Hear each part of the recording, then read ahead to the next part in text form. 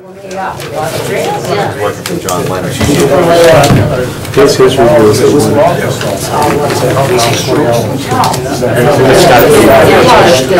I'd like to call this meeting to order with the pledge, please.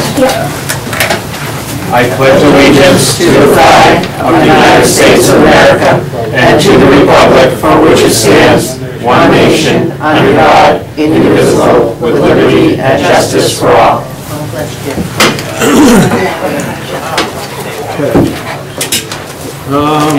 I will be recording. Okay, yes. Is anybody else going to be recording? Mark, Julie, that's it? Okay.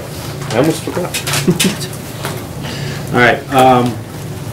First on our agenda tonight is a report on the clerical union negotiation and the department head organizing. Mr. Ritter. Mr. Chairman, you have in your packets 2 letters from Massachusetts and Northern New England Laborers District Council. The first regards organizing clerical employees, the second regards organizing department heads. 2 separate tracks, 2 separate issues. Let's deal with the first one first. You have also a list of employee names regarding organizing clerical employees in this town.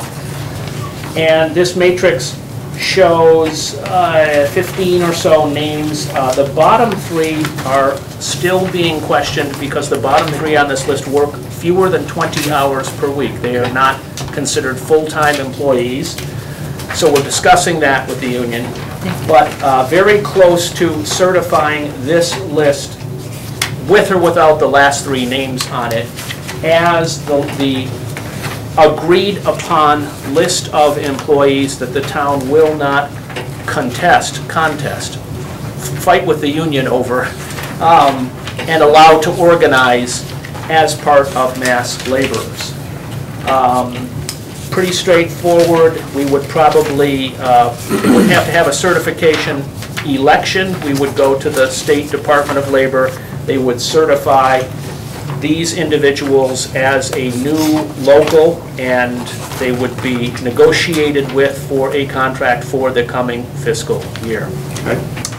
The union heads, and hence the second letter, a slightly different issue. This is still under advisement, as attorneys would say, meaning we're discussing, negotiating, and trying to determine the proper law. The section of law that pertains to organizing public employees is section 150E, chapter 150E of state law, and it is positively vague, opaque, and unclear when it comes to organizing department heads who do not have appointing authority. So I just wanted to bring to your attention that we are continuing discussions.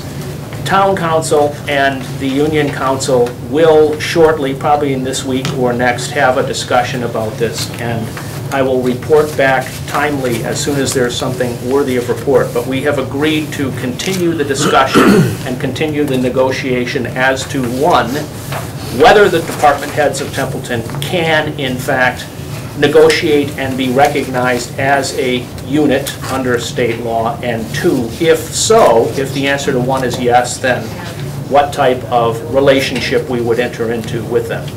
I chose to sever these 2 issues because I think there's very little issue with regard to the clerical employees, and there are many issues with regard to department heads. So that's why we're proceeding on parallel tracks. Okay. Thank you.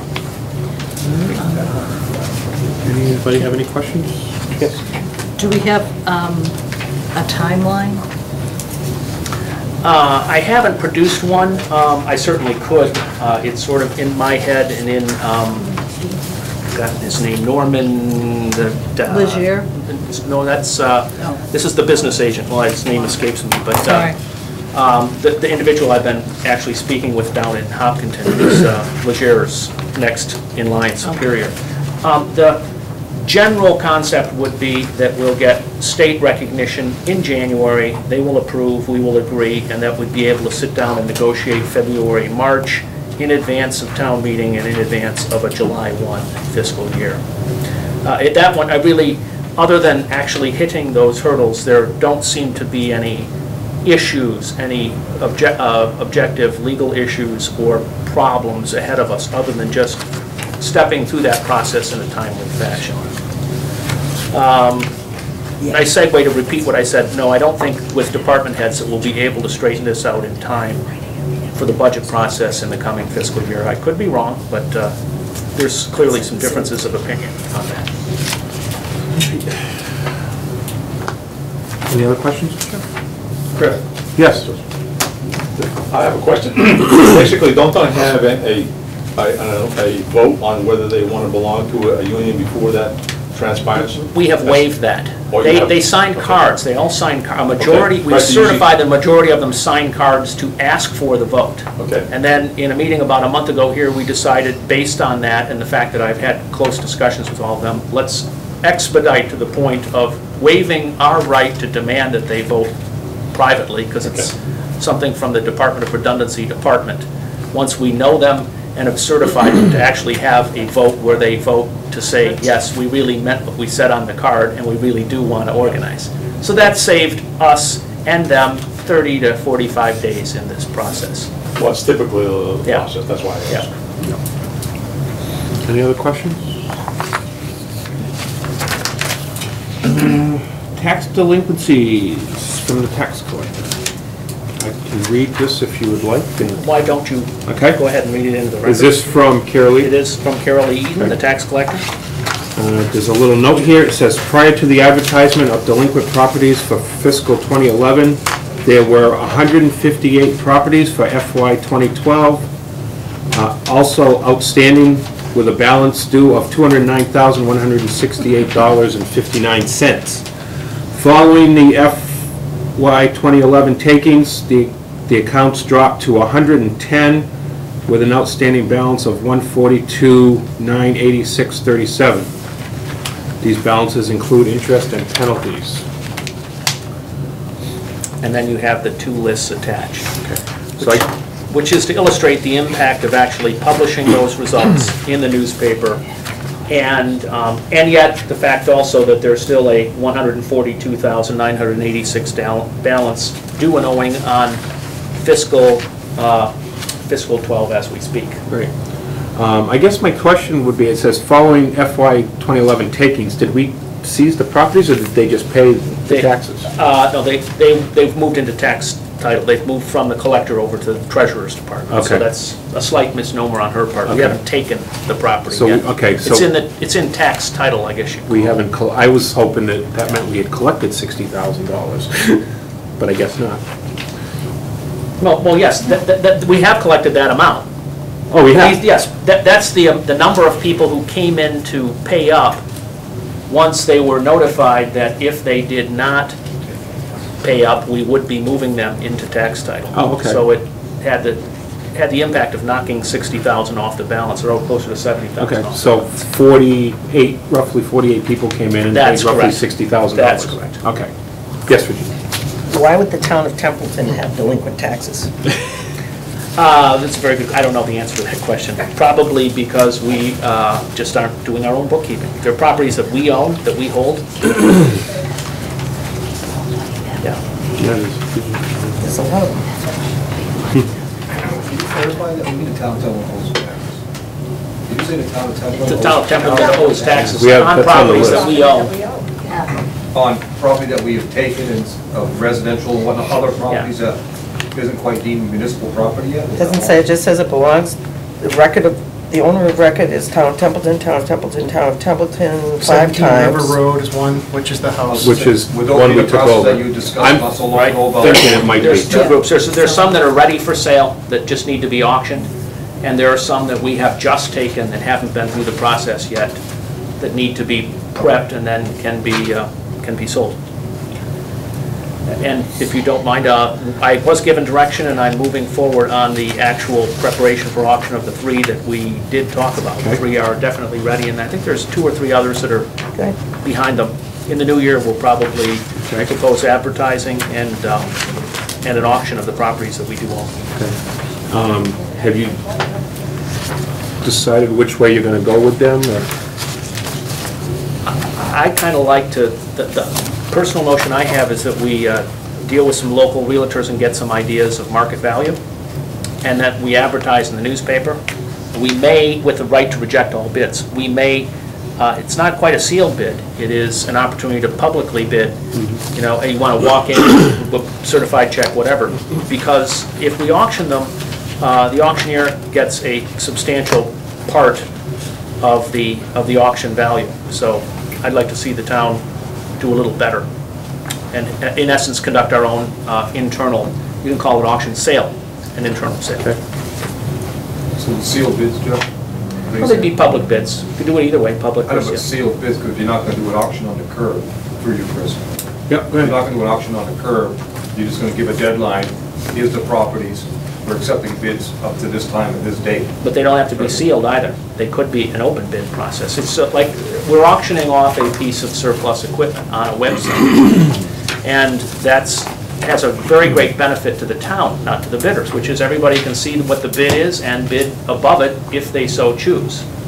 So by having it a public process, we can have, for instance, a tote board out front that says today's highest bid is $148,000, and if you want to come in and top that, you can raise the price. That's not a bad idea, and circumventing an auctioneer who gets Right. 20%. Right. Post it on the, you can Right. post it on the website. Post it on the website, update it once, you know, and you have to have a very clear disclaimer. I don't mean to be glib, as long as we have some clear operating rules. The website's updated every day at 3 o'clock with the highest bid of the day. And you bid it up that way so that the town gets its maximum value on the parcel.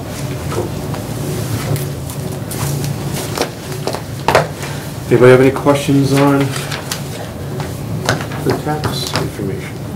I Yeah, do. have a question. Are you going to publish the list to The- newspaper or what have you? I think it's already been published. I thought, It was published, like, this list you're talking about, of the delinquencies? I was under the impression it was only a partial list. I'm glad you walked in soon. Yeah, good timing, huh? Yeah. Can I speak? Go ahead.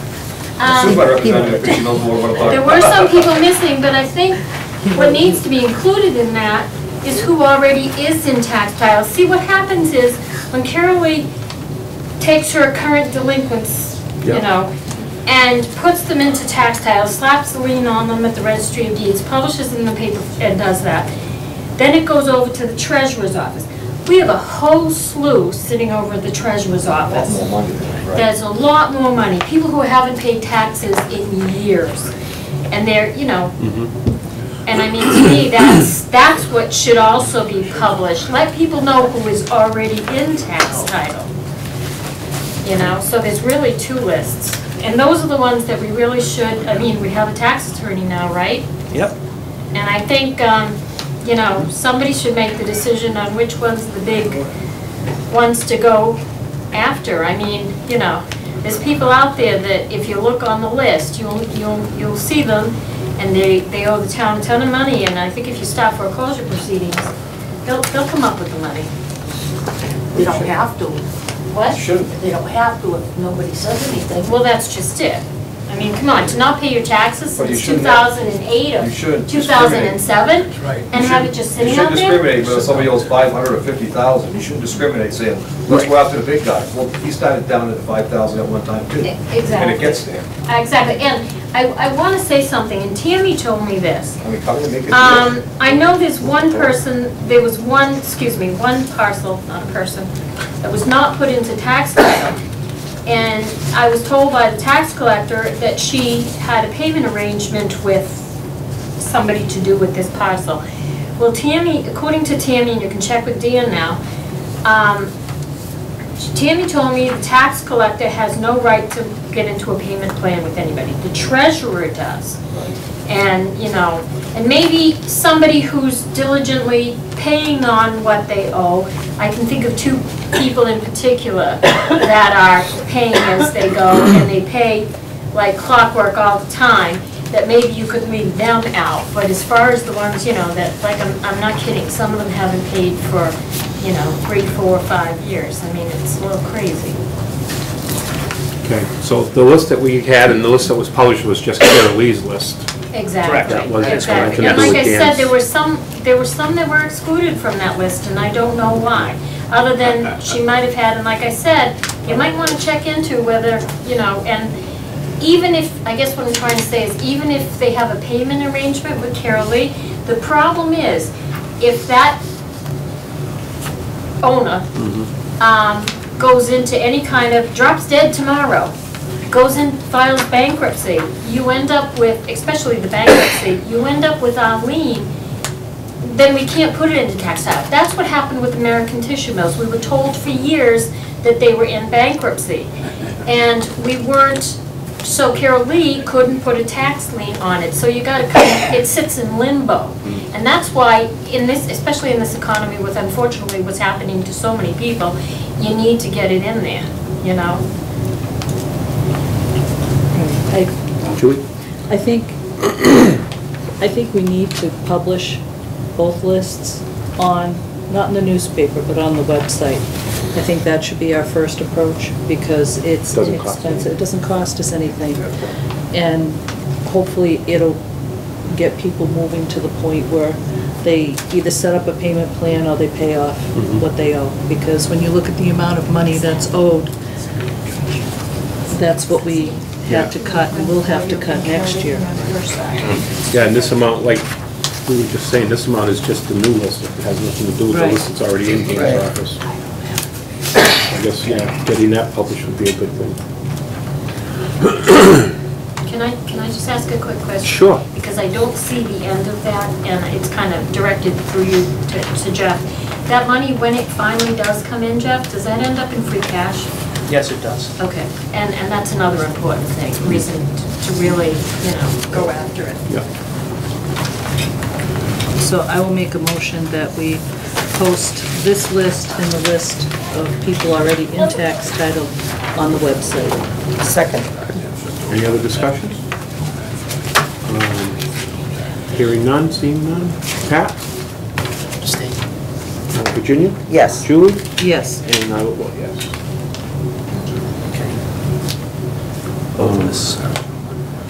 Do you, I have another question for you.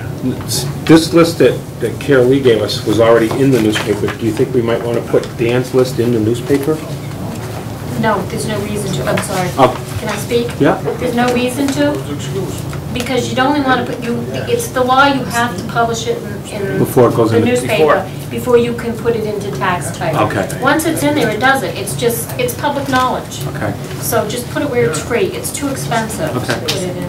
I just figured, Sorry. if they don't see it on, they may not see it on the website, but, you know, if they're reading the Garden News and see their name, they may be, I know. And Somebody will see it. You know, yeah, I'm sure. I don't like doing this, but I don't see an alternative we have as It's a a lot of town. money. So, Yeah. Everything rags is 6,000, Yes. 5,000. Mary's got an idea. Go ahead. Mary's got a good idea. They should be put in the annual report. Yep. Anyway, every year, I would think. Outstanding taxes? Yep. Yeah, I think they used to be. Cover. That's why you balance your books to show all your. And I know that they are. Show you pay taxes. Other communities. Post them on Carol Harris, bulletin board, post them in all 4 precincts, what the heck? That's not a bad idea. It's not a bad idea. Just publish it as an appendix to the annual report. Okay. With a disclaimer, if there's any mistake, we, apologize, whatever, but, yeah. You wait till you see how many Does that taxes need a people motion? paid before December 31st. No? She's saying no. She's saying it doesn't need a Okay. motion, we can just put it in. For about 3 weeks. Okay. Did you get a hold of Dennis? He's not going to be here tonight, but I can brief you. Did you vote to do something or what? We voted to put both on the website, yes. What was the vote? 3-0. He's not technically appointed. 3-0. Yes. no, One it's abs- one zero. abstention. One abstention. 3 yes, 1 abstention. Why was that? I have a right to ask. Why did somebody? You can abstain anytime I want. Yeah, he doesn't have, he can abstain if he wants to. I don't know that you, I don't think he has to disclose why, does he? I don't think so. No. No requirement to explain your vote. Your vote stands, for it speaks for itself. You said he's not gonna be here tonight? Correct. Okay. Did I see? I did want to bring to your attention to Yeah. the fact that we have received a fiscal 14 request from the Northeast Quabbin Services, Veteran Services District, 6.8%, proposed 6.8% increase over our budget for fiscal 13. It's early in the year. He's putting this information out there very early. And I also note that the costs of this operation are distributed by population across the towns that participate in the district, which can produce unintended consequences. Since the veterans do not live based on population, they live wherever they live, the costs associated with serving them don't bear a direct relationship to the way the costs are distributed. And that's just a function of deciding to spread it based on population on a per capita basis, which has been done historically, versus distributing it on the number of veterans cases you serve, or the dollars of benefits that were paid out on behalf of the town, which would be another way of doing it. It is not required in our current contract. So I'd simply raise to your attention that it might be time to look at the contract and talk to Neil about changing the way you distribute your administrative costs. That would make sense. Yeah, kind of looking at this, the director's salary is like, Well, he moved down to 34 hours. I know, but out of the 65,000 that they collect from all the towns, 41 of it is for him. Right. You know, I mean, do we know how many veterans we served? Actually, the I treasurer know knows. the dollars, I don't know the number. The dollars that were budgeted for this year is $35,000 of benefits and $20,600 of expenses to administer those benefits. So this is. So it's going from 26 to 21,992. Correct. Right. But the benefits will probably go up as well. Right. And to administer $35,000 in benefits at a cost of $22,000, that's a very high ratio. Do you think so? I think so. I'm not a math major, but I think that's a high ratio. Does that matter if I heard that correctly? Well, yeah, there are some Yes. years where we could only have one or two, or maybe none. No. So when you base it on population, if you only have 2 veterans, you're paying $22,000 to administer $30,000 in benefits? Do it for 10. All right. I'll second that. Yeah, I mean, we have the second highest population, but who knows what we have veteran-wise, you know? it's- Perhaps who knows? No, with all due respect to the veterans, I mean, that's like a non-profit paying his CEO $20 million. Well, I'd rather spend $50,000 in benefits for veterans Come on. and 10 on administrative costs. Yeah, it's crazy. They should be able to supply those numbers. You would think. I would hope. I can tell you, we have a lot of veterans who get the veteran exemptions. We have, up into it, can I pull up the number on that? No, but Can't a you? lot. Okay. It's, A lot? you know, I think it's a lot for a town our size, yeah. In the The hundreds fact that of we thousands. budgeted Oh, no, no, no. 35,000. What, veterans? Numbers? 50? How many Hundreds? veterans in town? Yeah, hundreds or thousands. Not thousands, God, we don't get 8,000 people in town to begin with. Well, I'd say maybe I have a good 40 or 50 that get They get the exemption. yeah. Right. So you have to be a service-connected disability to get that exemption, Right. so, which is probably the people they're helping, so, I would hope. yeah, I would hope, yeah. I'd hope they're helping everybody, all of them. Yes, Beth. I missed the beginning. Who is this for? I heard him say something about North Quabbin. North Quabbin Northeast District. Quabbin District Veteran Services. They are our administrative agent for the Veteran Services Program.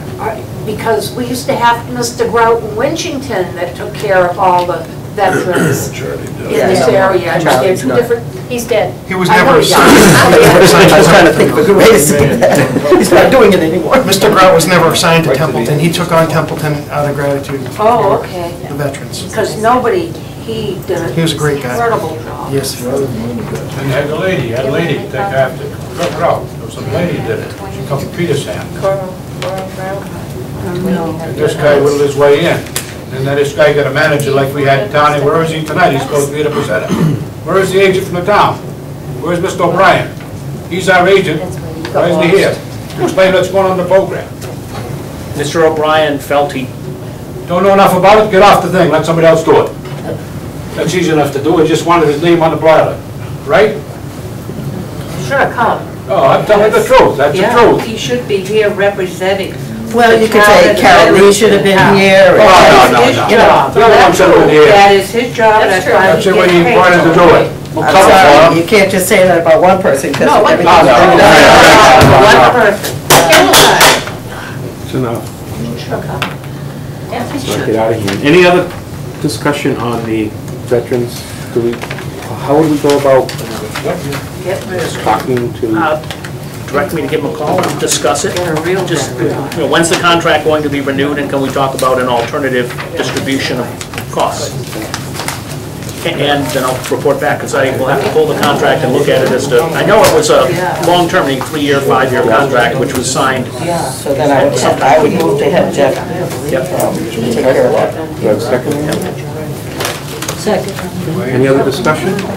To have Jeff call, notice to have any, on the contract, see if we can renegotiate.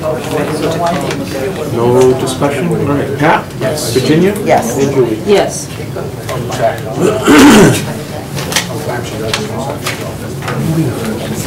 All right. The next item is Mr. Ritter's 6-month review as town coordinator. I just received some of these, so I have not been able to roll them all into one big eval, but I do have all 5 selectmen reviews. I think probably the easiest way to do this, if people are agreeable, is if there's any certain area that, as we just, I'll go through the areas one by one. If there's any area somebody really wants to feel strongly about making a comment, you may. I believe you have them all in front of you as well. I have a couple of the originals, and then I have copies of the others. Does anybody have any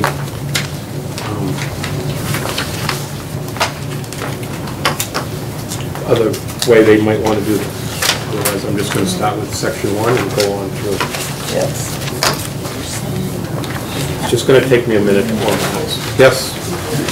Do each of them have an overall rating on them? That might speed up the process. If there's an overall rating at the end. That would probably speed up the process if you do the overall rating of each of the 5, and not necessarily what you have to end up saying. It's up to you, I would think, as to whether you want to let which selectman gave what rating. I mean, that would probably speed up the process if you gave the overall rating and said, okay, and if you're on a scale to 1 to 5, if it's a 2.5 and a 3 and a 4 or something like that, and some dialogue to each of those. Yeah, Virginia actually put her overall rating, she wrote it in, but none of us, no other of us did. Mine is hard to calculate, so. But, I mean, it wouldn't be that hard to figure it out. Bennett wrote a lengthy comment. Huh? Bennett wrote a lengthy comment on overall. Yes. I don't know, if people want to just do their overall comment, I can do the averaging out while you're doing that.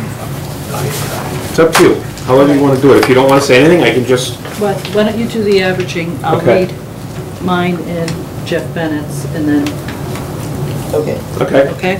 Sure, I can be quick. All right, so my overall rating was a 5. My average came out as a 5, which is outstanding. My comment was, Jeff Ritter has brought professional management to the Selectman's office. The management of the day-to-day operations in town is handled in a competent and transparent manner. Under adverse working conditions, the active and successful campaign to remove Mr. Ritter, Jeff Ritter responded in a professional manner. Templeton is fortunate that Jeff Ritter agreed to come back in June after being terminated in April, working for free until July 1st. Jeff Ritter devotes countless hours over and above his regular hours to get the job done. I wholeheartedly endorse a 3-year contract extension this spring.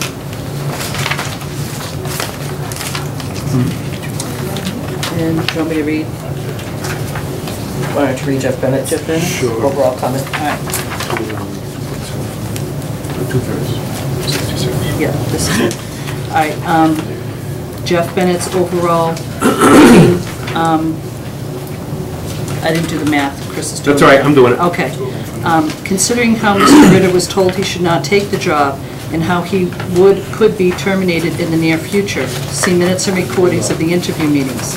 One person making such comment is Virginia Wilder, who shortly after the recall election made it her business to fire Jeff Ritter. This facts are contained in public records, and I can attest to these facts. I would gladly do so under oath at any time. Even as the process of firing Jeff Ritter, Mr. Ritter kept plugging along doing the work for the people who he was hired for, the taxpayers of Templeton. And Mr. Ritter kept on doing business and following the instructions of the selectmen. Can I make a comment here? Even How while- is this an evaluation of his? Yeah, they're evaluating me, not him. No, I'm not, nothing to do with names or anything else, but how is this a evaluation of his job performance? All He's it's not doing is here going to back into answer history. it. He's not here to answer it, I'm just reading what's in front of me. So I didn't maybe- write it. Read it. Thank you. Well, if it's not, yeah, I mean, really, if it's not evaluating Jeff, and same thing with part of yours wasn't evaluating Jeff either, it was hashing back old Well, issues. all right, let's discuss it then. Which part of mine, because I am here to defend it. Which part Hold on. is hashing over? All right, I I believe he gotta was removed find in yours. April. That's a fact. Jeff Ritter was removed in April by the Board of Selectmen Yep. by a vote. That's a fact. Okay? He came back in June Yep. and worked for free until July Well, 1st. not really. He didn't work for free. He didn't work for free. He had already been I paid for have it that in time. quotes. He had, I know what you have in quotes, but he had money that he would have had to pay back to us had he come back. So he just chose to work for free instead of having to pay us back the money, and then we would have paid him. So he didn't really work for free. Okay. Let's just clarify that. Well, from my perspective, that's working for free. He didn't have to do Where does this that. evaluation go from? He didn't have to. From From 6 June, months. when he came on board. So there shouldn't be anything From before about that. prior to June when he came back. That's my It's an comment. evaluation of his job performance while he's been here. Right. That has nothing to do with it. Well, No, that's, picking that up. I got to do the evaluation. And you're welcome to your opinion. It's for the This is past my year. opinion. It's for the past year. No, it was No, from no, June, when he when he was began hired. Okay. But I think people need to remember what had transpired beforehand to understand Everybody knows what what went transpired on. beforehand. Well, That shouldn't be on this I put it in evaluation. writing. I put it in writing and I signed my name to But it. I also did mention, the fact that I was glad that he returned, but I didn't mention any of the details, but I can read mine after if you want. Right, well, that's, So- I wrote what I wrote, Jeff Bennett wrote what he wrote, and I believe that everything I've said is true. They're based in facts, not opinions, and that Jeff Ritter does devote countless hours above his regular hours to get the job done. I never said it wasn't fact. I just said, what has it got to do with his work Evaluation. from June until present day, or whatever this period covers? It has nothing to do with it. Well, I think you need to be recognized by the chair before you speak out, because this is, I guess, how we're doing it. Obviously, you don't like the way I do evaluations. I'm not doing your evaluation. Be thankful. Read your entire evaluation into the record. All right. That's I think- another way to. So, Is it okay if I read my entire evaluation into the record? yeah, Yeah, I don't know what you want to do. I don't think we need to do that. right. I will tell you, his overall evaluation, taking all 5 of ours and then averaging it, was 4.2 out of 5. So, obviously, we think he's doing a pretty good job. Read mine. You can read yours, yes? This I read is yours. my overall rating comment. I spent much time working with Mr. Ritter. He presents a professional, knowledgeable, and ambitious picture. He has had many ideas for cost savings and also for making operations run smoother. He interacts well with all board members and with other employees and with the public. He goes above and beyond the expectation for this position, both in time spent and productive outcome. He is not afraid to do work and others. He is not afraid to do work with others to complete project for the good of the town, even though it may not be part of his job description. I would expect his tenure to be a lengthy one here. I'll stay. Very nice. I didn't hear a score. I mean, My overall score was 4.5, Right. which is rounded off as 5 to make it outstanding. Yeah, she's the one that did her, actually figured out her overall. So, that's Julie's, this is mine, I believe. My overall rating comment is kind of short because I had a lot in the interior part. I was so glad that Mr. Ritter was willing to come back to Templeton in June of 2012. He has restored stability to our Board of Selectmen office. He handles his business in a professional manner and is an asset to the Board of Selectmen office and to me personally as the chairman of the Board of Selectmen. With me working out of town, Mr. Ritter is my eyes and ears during the day. He is in the office handling town business and communicating with me regularly. I would recommend, it would be my recommendation that Mr. Ritter be offered a 3-year contract in the spring of 2013. That's my overall. My overall assessment was 4.6. Because I don't think anybody's perfect. That's why he didn't get all 5 of them. I'm sorry, nobody is perfect. And that's Fair enough. If we could Well, clone him, there we actually, have it made. there actually was one question that I don't think was really fair to even go Oh, I think you made a comment on your I thing. did make a Did you want to comment. read it? Yeah, Huh? The overall Oh, you rating did. is also Okay. satisfactory. What do you need? just hold on a minute. There was one. Is that right? Yeah. Goal performance attainment, considering resources available is progressing with fiscal year goals. I put an outstanding in there just because it was consistent with the other ones I did, but my comment was, I don't believe this assessment can be fairly made because of the amount of time that he has been here, and also because of the fact that he was not provided with a list of goals by the board, nor have we been made aware of any set of goals that he may have made for himself. I believe that this can be better evaluated at a future evaluation period. I rated this on an average of all of the other ratings I was given. Can I comment, Mr. Chair? I think that's very perceptive, and I would agree that what has been lacking in my engagement to date is a list of specific goals that the board wants to accomplish and, likewise directs me to accomplish on their behalf. So it's a two-way street. There should be specific board goals, there should be specific goals for the coordinator, and the two should meet publicly and in the middle as well.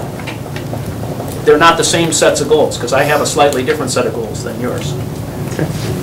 Fair enough. We should work on that before. Yeah, just like, as advisory board chairman, I'd like to just remind the board that we did the advisory board did come before you in the month of July and suggested that the board end up having goals, which would be part of his.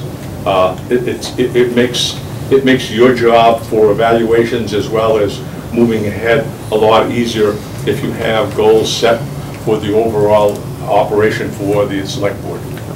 Right, and those are overall select board goals that we have made and verified, but although he'll fit into those, there'll also be others that we would expect of him that he would expect of us. They would be supported by him, whatever goals that... Oh, I'm sure, yeah, I'm sure that those would be supported by him, right, right. So I guess if we wanted to... We're at 3 evaluations, where's the 4th one? It was We stopped her voluntary. from reading Jeff's. And Pat didn't have an overall comment, he just had the evaluation. You don't have to write comments on everything. Some people did, some people didn't. What was the overall evaluation? Satisfactory. By going by our numbers, I would say you're between above satisfactory and outstanding. You're 4.2, 4.3 range. So. Does that mean you're asking me to stay on? Yes. A few more months, maybe. You have 6 more months, and then we, but, you know, I think we should, Well, I wasn't aware that we were supposed to be making a recommendation about, it was, yeah, it was really about just. a 3-year thing. No, we just mentioned it, I mean. Because that that'll- certainly would have done in the That'll spring. come in March Yeah. or April, whenever we. Right. This review is a requirement of the contract, Right. which is your opportunity to assess Yeah. early performance. And for the record, this is a 1-year contract, it expires June 30th next. Yeah. So our relationship could end there. It's quite possible, but we'll have to see Are what you telling happens. us what you believe on it? So the ladies are reading, nobody wants you to go. I have no plans to move on at this time. So I have all 5 here. I have 2 originals here. I don't know if you have the other originals or not. If you want the originals for the files. I believe here. Yeah, the original I gave to Nancy. Yeah, I want She gave it the back. original in there because this one, the one I gave to him, is the same, has the same writing on it, except it's not all typed. It was handwritten at the end. You have Jeff's original. I And just this so one's there- not signed, I don't think. You have mine here, and Patsy's here, and Julie's is here. So, yeah, you've got the original. Yeah. I have my original. You've got my original, right? Yep. Okay. So keep up the good work, Mr. Ritter. Thank you, Mr. Chairman. Trying to reorganize these. I get the original, so I don't need that one. You want that one? There you go. Yeah, that's true. I don't have a copy of mine.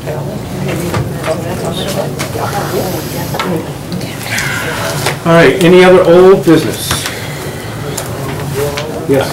I think it might fall on the old and new, but I'll wait till you get the new business. I'll Okay. give you some updates as to where the advisory board is before the budget and some other updates also. Okay. Any old business on the board? Any old business? I have some old business. I was looking through some of the minutes and references that were made to the vote that we took to send letters to the Light and Water Department. Yep, I had, go ahead. Okay. I have the draft minutes here. JF would like the Board of Selectmen to write Light and Water, wants to know what debt is associated with what phase of which project, the breakdown and how that would be funded. And I believe at the end of that conversation that we had at the Selectmen's meeting, and that was October 22nd, we voted, and I made the motion and Virginia seconded. There was one abstention. 3 yeses to send 2 letters to the Light and Water Department. Right, and they're in the, Right. book. And I've got, What we actually voted for is to have Mr. Ritter rewrite the 2 letters right. and then look at them to see, make sure that we agreed with them, and then if we did, for him to take them up personally. Since that time, do you Yeah, want well, to keep talking now? No, go ahead. Since that time, I've had other information that I wasn't aware of before that vote. And I guess it's no secret, it's been on blogs and things, is what I'm told, that you and your husband had already written a letter to him prior to that, and that he is so angry about that letter that he's considering litigation. And so I personally do not want the Board of Selectmen involved in that kind of litigation. So I'm not signing that letter. We're talking 2 separate issues. We're talking Well- about writing a letter as a Board of Selectmen to another department in town under Chapter 93, Acts of 2000. Okay? We can have we can request information about the water department. The water customers in town are also our constituents. And to date, we don't have any idea on what the plan is in writing to address the multiple water main breaks and what the plan is going forward to make sure that that doesn't happen again. We don't know, as a board, we're going to go out for bid. We went out for bid. It's been awarded for Baldwinville Road. There were multiple water main breaks on Baldwinville Road as well. I don't believe that there's a plan to replace the water mains on that section of Baldwinville Road that we're going to put a new road on top of. And that's why I wanted to have the board, I can't do it as an individual, as a citizen. If Mr. Driscoll cares to sue my husband and I till, that's his choice. But if we send this and make him more aggravated, then we become part of that litigation. No. Can I speak? I think if the Board of Selectmen sends the letter, it's going to be taken in a more positive light. Not having spoken with Mr. Driscoll recently, but in the past, back in September, maybe October, we did discuss this. And my feeling is, as a water and sewer commissioner, that if this letter comes from the Board of Selectmen, Water and electric commissioner. yeah, sorry, light and water, nothing to do with sewer. It'll be more receptive than having come from me and Julie. And that's why we broke it down into two categories. One, it's going to probably take him a while to look up all the information he's going to need to look up between him and Ron. And the other one they can probably get fairly quickly. I've already said I will not sign the letter because I am on that commission. So I feel that that's a conflict. And if I can just speak real quick on that. Having been on that board for the last 6 months, I think it's a big conflict of interest for anybody on this board to be on any one of these elected boards. I've come to realize that serving on the Light and Water Board. And I would recommend that we try to change the bylaw in the future that Board of Selectmen members should not be on another elected board, because I just think it's too much conflict. It's giving me more gray hair than I need. I'm going to look like Will pretty soon. You're coloring it, right? What I wanted to say is, I've been in your position, I've been in your shoes, and it is a fine line that you have to walk. It is. And when you're, as chairman of the Board of Selectmen, you need to look out for the interests of the whole town. Yep. And when you're on Light and Water at those meetings, you're looking at just a very narrow focus and to do what's best for that department. And there are conflicts that come up. I did have a discussion with Jeff last week about the letters, and he informed me at that time that you didn't want to sign it. And he is, I think his plan is to go talk to Mr. Driscoll, feel him out. And We're trying to schedule a meeting. Tell him that the letters are coming. But I don't think I don't think he'll reject them out of hand like he did the personal letter. I think because it's coming from the Board of Selectmen, they are going to take it and do it. That's my feeling. Mr. Chairman? Yes.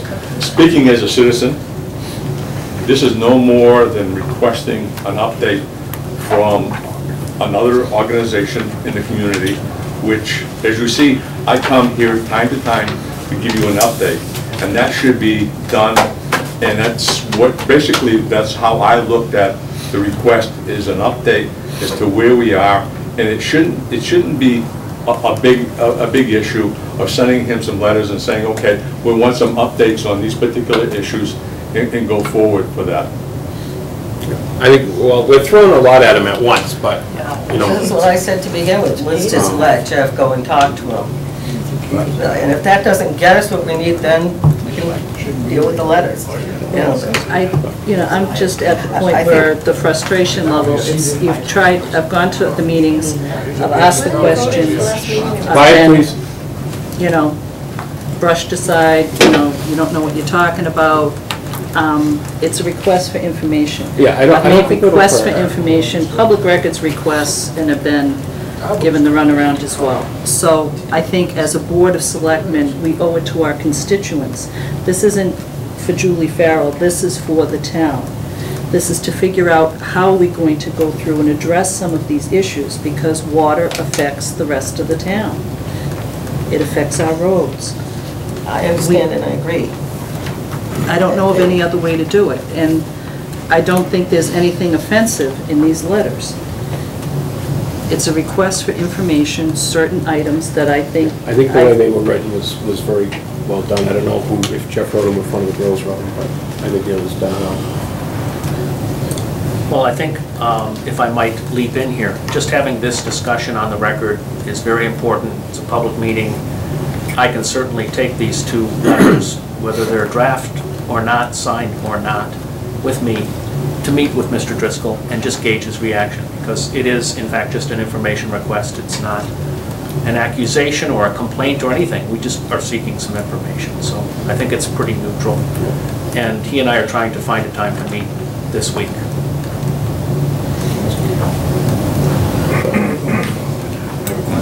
Yes. Chris, I mean, with all due respect to both your positions, if you're not going to act on it as a selectman, are you going to act on it as a commissioner at the other end of the letter? I probably will not vote on that one either. But I will. I just think your I'll give input like I did here. Personally, I just think your position as selectman should trump any other board. Yeah. Not everybody has water, town water. But all I said is I won't vote, I won't sign the letter. I'm not saying we shouldn't send the letter. I think we should send the letter. But I will not personally sign it because I am on that board as well. Can I just ask a question? Back maybe a month ago, Yeah. didn't you all vote to send the letter and voted not, it was to vote to send a letter? We voted to have the letter rewritten and given us time to read it and then to have Mr. Ritter deliver it in person. Okay. So now you're changing it to having Mr. Ritter go talk to him? Yeah, Well, it's kind of the same thing. Information I didn't have. He's got the letters with him. I just was trying to protect the town from becoming involved in a litigation Well, that I they don't didn't think need to. I don't think they can litigate the town. I mean, I don't think that's possible. No. I don't understand what requesting information by the Board of Selectmen has anything to do with. I mean, Right. with any letter that any taxpayer has written to any department for that matter. Because he's very angry and his state of mind is that he feels he's been harassed, and I'm concerned that this is just going to make him feel more harassed. The He knows it's day a coming. taxpayer comes into my office and I won't give him information because I feel harassed, let me tell you, I've had some, and you can, Carol Lee's office, and I'm sure a lot of us in our departments have had not the nicest people come in. And the day I feel harassed and won't give a taxpayer, resident of this town, information that they're wanting from my office is the day you better boot my ass right out the door. That's right. He knows these letters will be coming from the Board of Selectmen. Like I said, we had the discussion. So he knows it's coming, Dana knows they're coming, Greg knows they're coming. They know they're coming. Right, but according to the law that was passed, Chapter 93, Acts of 2000, it has to come from the Board of Selectmen. Right. It can't come from a citizen in town. It can come from a citizen in town, but it can be completely and totally disregarded, as it has been in the past, by residents. Yeah. Okay? So in order to get any movement or any information, it has to be a request from the Board of Selectmen. Okay? And this, I thought, was the most sensible way to accomplish that goal of getting the information for the town. Well, you've already talked to him and you got a sense that this was not going to be I don't think it will be. an issue for Because him. they know, they all know that the letters are coming. They've known since we voted on it. Yes. You are in what they call a rock between a rock and a hard place, being on both boards. But I do believe that being a selectman should overrule that. For the longest time, there was this illusion that the light and water were like, when it was alone, was an independent group that could do what the hell they wanted. But in reading the law states that they are to give the selectmen information when it's asked for, that it is not really true that they can do what they want and not communicate with you guys. Right. Well, that's why we want to You send it know, back. and so if he is, Mr. Driscoll was not very nice to the people that went to the meetings over there at all. He just didn't want us there in Virginia, I swear on a Bible. We did nothing to antagonize him. This man is an adult. He is getting paid a lot of money to do a job. He should suck it up and work with the rest of the town, otherwise nothing's going to improve. And all the information they have is a public record. So they can throw away the safe because you guys have the right to ask for information. Right, And that, we do. and with the water department, we need to look at a budget. Because of all the problems we have, you know, in the town, money's gotta come from somewhere, and we can't wring any more out of the people in this building. That's how I feel.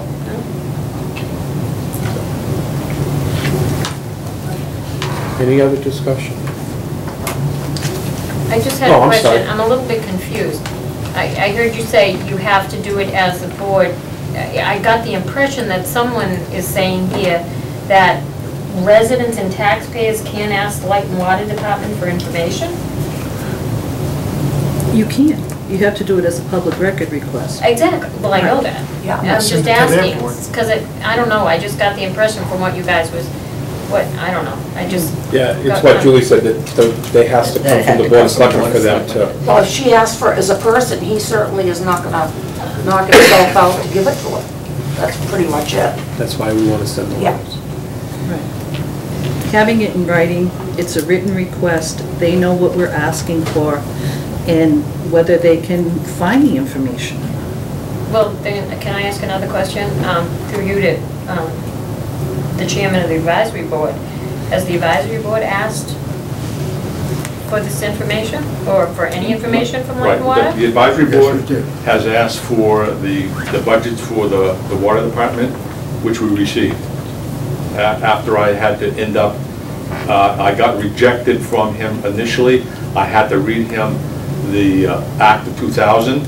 I had to read to him the Enterprise Act and the DLS Act, showing that we had the right to get that information. I also asked for the reports that go into the annual town meeting, because as I stated here before, they reported the same reports 2 consecutive years. They did not give us, as a community, the upgraded reports. I received the water one when it was available, and at the last meeting, I asked for the update for the electric, which I just received, and if you end up looking at our agenda, we'll be talking about those particular ones that we got from the light department. I believe that when I ended up indicating to him that we have that right, he, from what I can understand, he went and sought legal counsel and found out, yes, we do. It's within our right to ask for this type of information, because it impacts the finances of this community.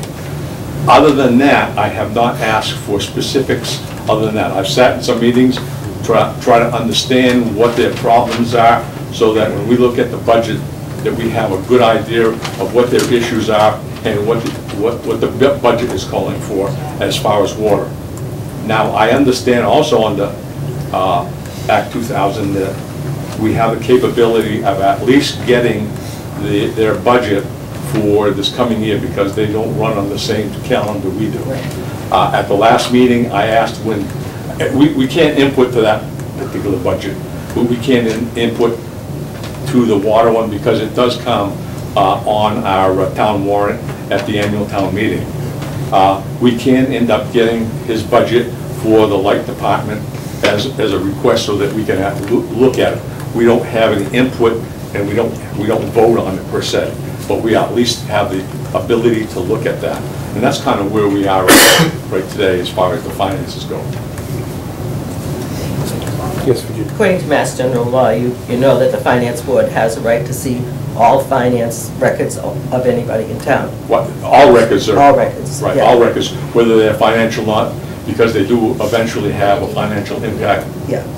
on the community at some particular point. If you have some type of policy or whatever within a department that could end up affecting the finances because you're giving somebody a raise out of step or out of time or whatever, then we have the ability to look at that and make some recommendations. So help me to understand something. If we can make recommendations on the water budget, but we can't make them change anything, that's the way it goes, right? For the light department. For the water. For the water department. For the water, we can end up looking at their budget and make a recommendation, because that's now an article at the annual town meeting. So if their budget is, for some reason, is lopsided in some particular direction, we can end up saying that we feel that there was a problem and that the budget should be more or less, so depending on what we see in the budget itself. So if they end up trying to spend exorbitant amount of money for something, we can end up saying, no, that's not recommended. And one of the things I have indicated to them, because under the enterprise, under the Mass General Laws 44, subsection 53 F and a half, we can end up doing that for enterprise, is require them, or at least request them, that when they make an article, that they actually, so that the rest of the taxpayers can see what the advisory board has, they can give a detail as to what their budget is. And we've informed both of the enterprises that the advisory board has that expectation for this coming year. It hasn't been done in the past. We voted on just a bottom line number, and I don't think that's fair to the taxpayers to not understand where this money is going. I understand about the laws for the enterprise funds. However, I was under the impression that this Act of 2000 put the water company under the same rules as the light company. It's managed. The Act 2000, Chapter 93, basically says that it's managed, because in Act 2000, it actually says that the water department remains as an enterprise, right in there. It says enterprise. I mean, that's what I had to read to him, so he understood that they have the ability to manage it, but they don't end up having to end up saying you can't look at it, you can't input. So it's not necessarily managed under the same regulations as the light company? That's correct. That's correct. It's under the enterprise funds, because Act 2000 says that they join them, but it still is an enterprise fund. I mean, that's all I was going to say. It is, in fact, managed. The operations of the water department are managed by the light department. All of the operations of staffing, equipping, servicing are managed by the light department, and that's a fact. The enterprise fund and enterprise accounting still exists, and so it's as if the light department's really operating two enterprises. The light department is an enterprise, not an enterprise, but as a 164 municipal light plant, and the water department as an enterprise fund. They have day-to-day operating control, hire, fire, set pay, all of those things. But it's still an enterprise fund and still therefore overseen by the town financially as an enterprise fund. It's really... It is clumsy, to say the least. It's clumsy. I just wanted to ask a question. Will made a comment the calendar year as opposed to the fiscal year, but the water department works on the fiscal year, correct? Yeah. And the light department works on the calendar year? That's correct. Okay, all right. Dan? I'm sorry, I confused you. Okay. Try to simplify it a little bit, if not to beat the horse to death. But all the enterprise funds require town approval. The town votes their budget. They ask for whatever they want, but the town can either grant it or make it more or higher, whatever it is. Not the case with the light department. Right. We don't vote their budget. Right. They manage their own budget. But because in our case, the light and water department is managed by the same individuals, the same commissioners, it creates this confusion, so that and some people would like to have had us believe that the water department was subject to the same rules and regulations that the light department was, which is not the case, and that was clearly stated before I spoke. So, Which makes me want to ask another question. Then if it's an enterprise fund, just under the management of the light department, so then it should be an enterprise fund just like the sewer department, correct? Then why is it we have to go to town meeting to vote for the sewer department to do anything, be it buy a new truck or buy a new whatever, but we don't have to for the water department? That's where it's been wrong. That's where it's been wrong. Well, We've been doing it well, wrong. yeah, for one thing, it shouldn't be like that, but I think a lot of people believe because we're still managing much of the debt for the sewer department. So people don't take the sewer department seriously, at least that's my impression from talking to people. Wait a minute, I'm confused. I don't understand that. That's not what I asked. I asked, why do we go before town meeting to approve separate articles when the sewer department wants to buy something? I'm not talking sewer debt, I'm talking buy a new truck, buy a filtration system, whatever the heck they need, but we don't do the same thing when the water department wants to purchase something like a new truck or a new, I mean, Thinks that they're managing it. I guess the answer is they're not doing. do you have an answer for that, or just an observation? I believe I have an answer. I think it's not required that the sewer department do that. I think it's good practice that not required. When the town votes their budget, in their budget, they're supposed to spend, and by the way, Will, years ago, the enterprises did give more detail about how they spend their budget. I knew that, yes. Years ago. Yeah. That changed about 8 years ago. Yep. So the answer then is that because the town votes essentially a bottom line on those departments, and that's based on, they expect to have certain revenue, and they expect to have these expenses, the town says, you know, we authorize them to spend up to that point. If they're gonna spend beyond that, well, then they have to come back. But they don't need to come to us and tell us they're gonna spend on a specific item, because it's in their budget, which is different than the town budget, because we vote various departments, and we as a town, years ago, didn't have a capital plan. We used to do them as special articles, and before that, they did it within the departments. But it's, as we grow, we learn. Well, I'm going to agree halfway with Dan, and it's actually a question. Has the water department ever come with capital planning to buy a new vehicle like town hall states? And if the answer to that is no, then they have been doing it wrong. They don't need to come to the capital planning committee. It's provided for them within their budget. It's not required. They're not, Any department does. no, Every Is department. that in the bylaw? not an enterprise. Not an enterprise. There's no exemption. Okay. It's in their budget. Is there an exemption for enterprise in our bylaws of For capital planning? No, there isn't. So the bylaw says it has to go? It That's doesn't what I say thought. anything, it says all departments. All Yeah. departments? That's what I thought. Except enterprises are All not subject to capital the same rules purchases as a need normal to come department. before capital planning. There's no exemption for Oh, enterprises. To help clarify that, between now and town meeting, the advisory board will take that under advisement, take a look at that and clarify Thank you. where the enterprise funds, what they should do and what they shouldn't do. Good, we'll let you do it, so I don't have to give it to Jeff. If not, exactly. Just a final comment, if I may. Yes. Just remember that the enterprise funds are not spending the town's money per se. They're spending the money that they generate from the users. Right.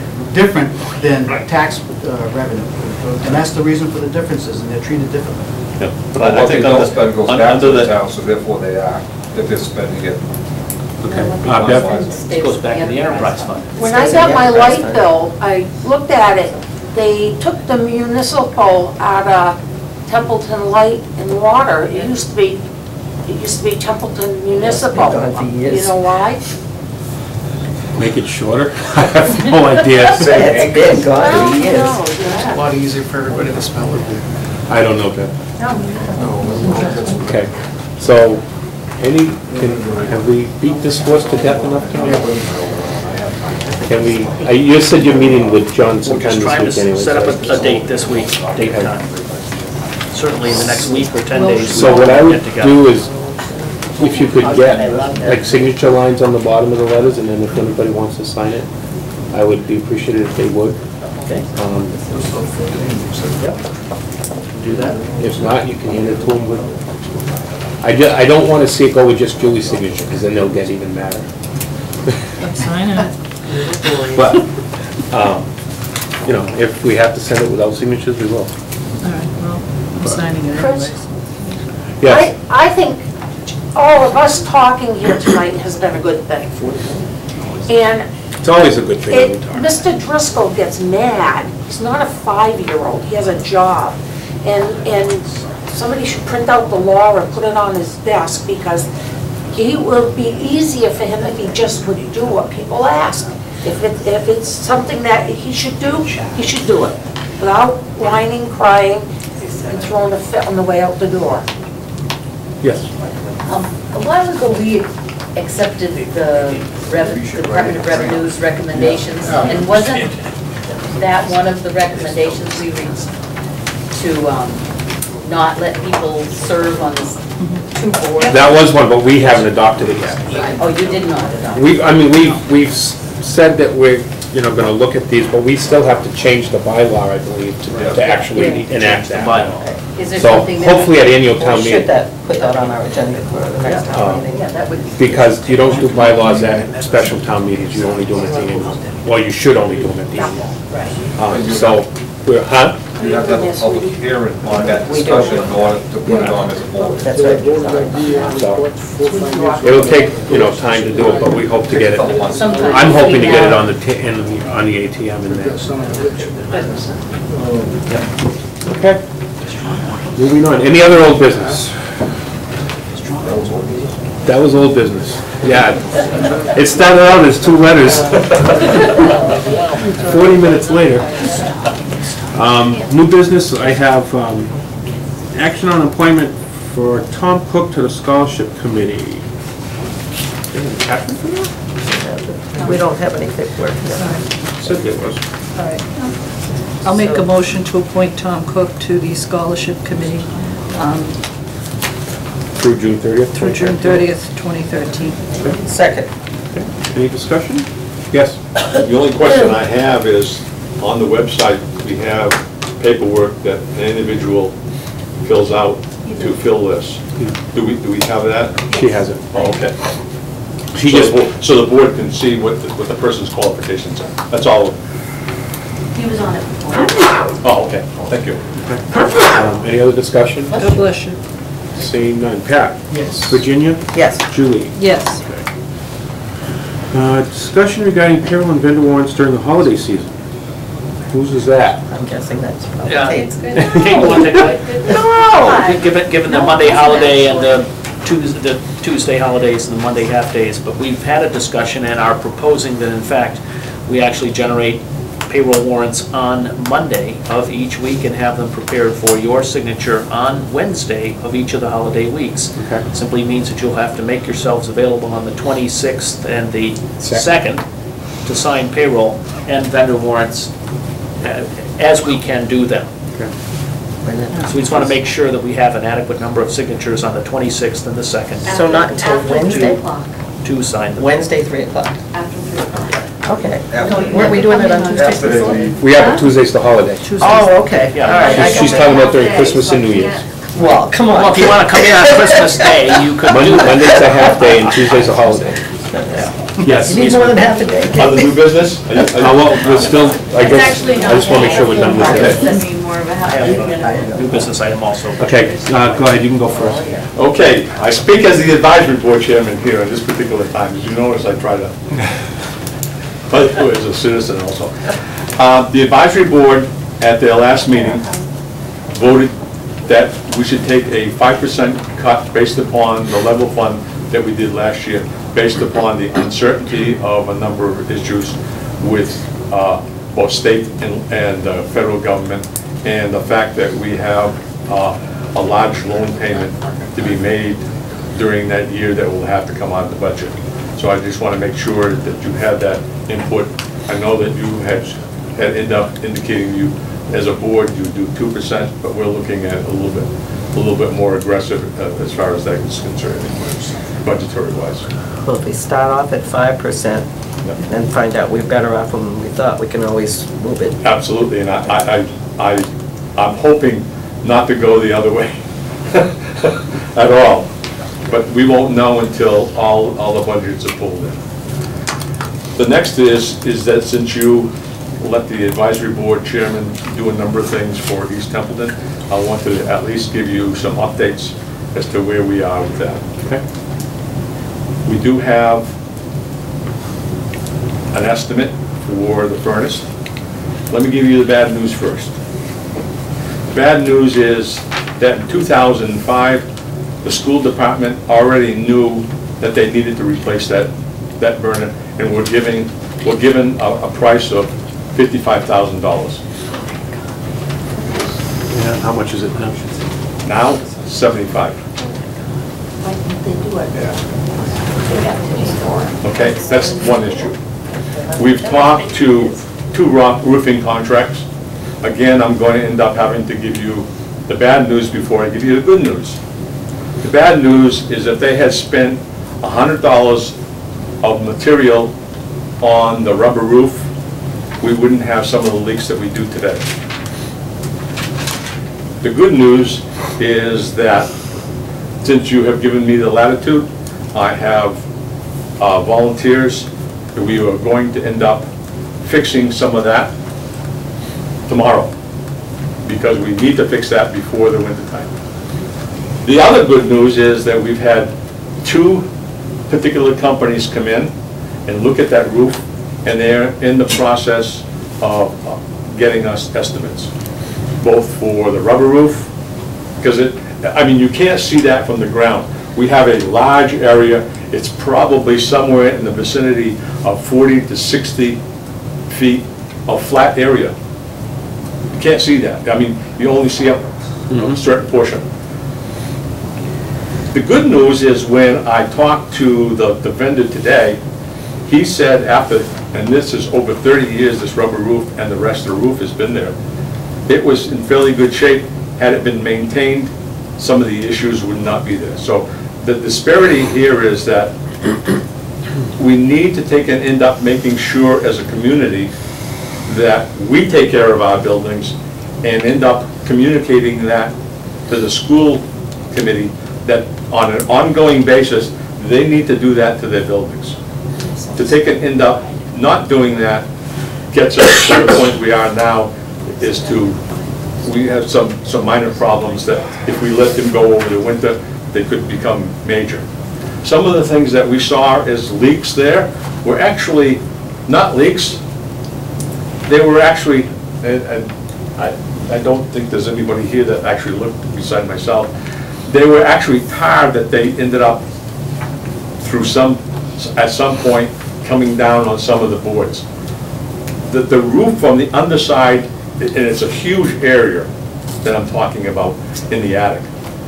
From the underside, everything looks very structurally good. The other good news is when I got the estimate for the boiler, there is no asbestos.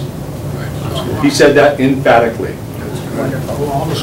So that was I know that was a concern. I wanted to make sure that I relayed that to that. He actually states that in his letter to give us an estimate when he did state that.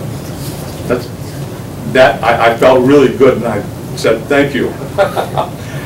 You can't imagine how quickly I got his estimate. I spoke to him at about 11 o'clock, and by 1 o'clock I had the entire estimate in my hand. Which is? $75,000. $75,000. Oh, okay. Yeah. And that is only to replace the boiler, because his recommendation was that the existing steam, and that would be a steam boiler, the existing steam boiler we could probably get away with maybe $5,000 worth of maintenance, but it's going to buy us 2 years. Unless something else breaks. Exactly. He's not predicting that even putting that type of money in, that you're not going to end up having a problem even down the road a piece. So this is the better way to go. It still will remain steam unless, and I don't foresee us doing that. My recommendation is to stay with what we have for that building, even when it becomes a town hall. Steam is going to be quite efficient for that. So you're gonna leave all those old radiators? Yes, they will. Because the cost would be astronomical, because now you're pulling the entire building, and I'm not looking at, and I committed to you that I would try to do this as inexpensive as we could to get us into that building, and that's kind of where we're going. We'll also, this week here, we have scheduled a glass company that is going to look at all the doors because of some of the vandalism that has taken place. The back door is in bad shape. There is a number of items that they have given me to go out and find insulation contractors, because one of the things that this supplier did today is that he belongs to a large corporation, and they end up having insulation, and he said, you've got a problem here. Based upon what I see for insulation, you probably should put more down, because it only does the ceiling joints, and it doesn't make today's requirements. We'll probably try to get an estimate there. And overall, I'm going to look at some other energy efficient things. Whether we end up going before the CPC board for all of them, it depends on what, it'll be cost driven. Some of them would be that we could probably put those off to another year, such as the windows.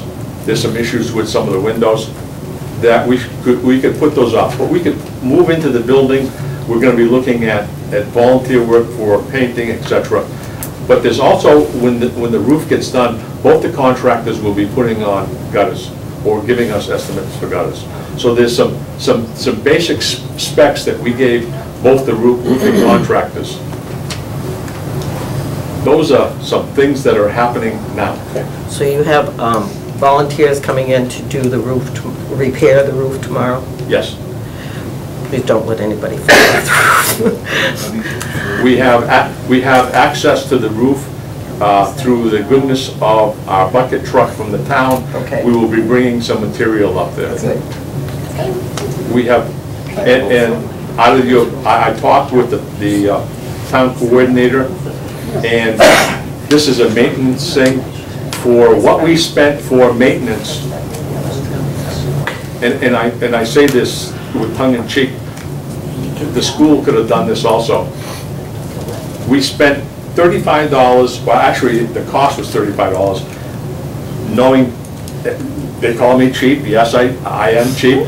I got that same $35, $36 bucket for less than $30. I got the cleaner, which was in the same price category, for less than $30, and I got all the rest of the material, and it didn't even cost us $100 that they could end up trying to save that building. That's cheap insurance in my eyes. I hope you, when I end up, because I've got it on my credit card. Oh boy. So now we have to approve the bill. So you'll have to Approved any spending down there. So you'll have to, and I will not be submitting that bill until we actually have the roof repaired, which will be sometime next week. I want to let you know that. I'm not going to end up saying I got the material, put the bill in, and not have the work completed. So those are some real positive things that on that building we're progressing on. I have talked with the town coordinator that it looks like maybe, I'm hoping by the 15th of January that back room will be available for a second meeting room as well as additional office space, and that we could possibly close or at least get out of a building and reduce the amount of energy and fuel consumption for that building. So, I mean, I'm giving you the opportunity. These are recommendations, and I think that we should be heading in that direction, because overall, it saves us money. If I can end up saving you $1,000 this year, that we can end up having somewhere at the end of the year, I will do that through recommendations or what I think is necessary. And I hope the board at least sees that that's the direction that the advisory board chairman is headed with this whole project. So I leave that as my That's for this week's update. Virginia? Yeah, I have one more thing. Have we made any advancement towards putting the building at 252 Baldwin Road up? We've not, well, I had a discussion this afternoon, that and as well as the other properties. No, it can be put on the market as soon as possible. The only direction I need is, which way would you like to market the property?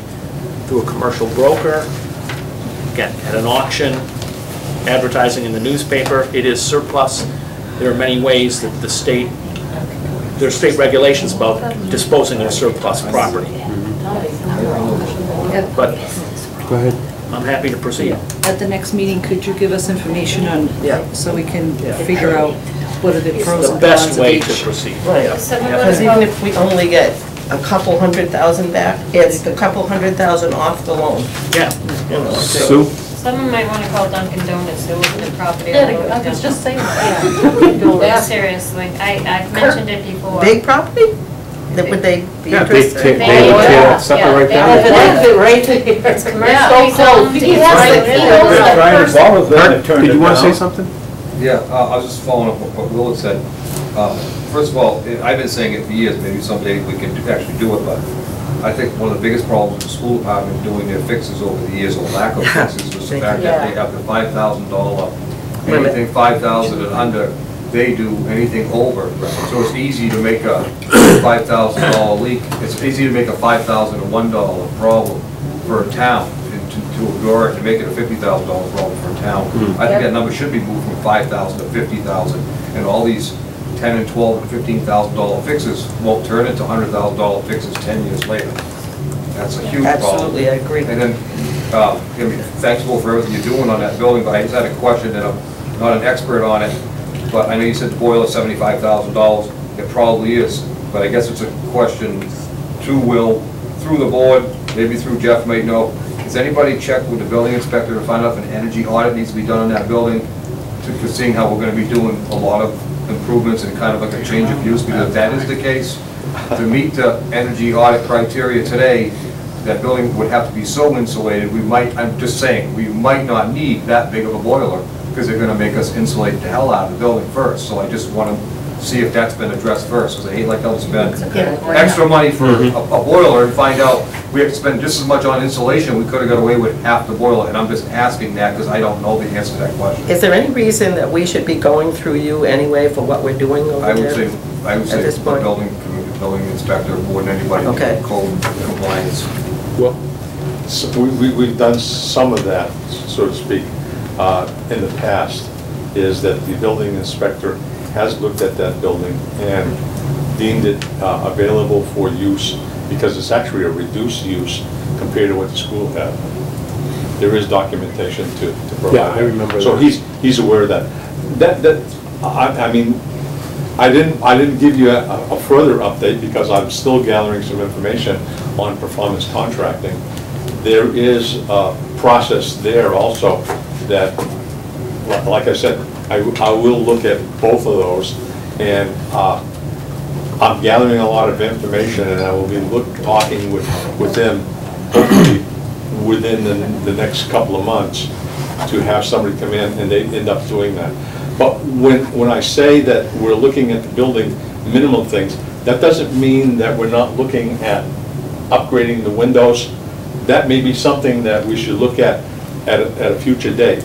Because when I said the doors, I meant the doors, but this person also does windows, and he's committed to do the doors, come in and give us an estimate.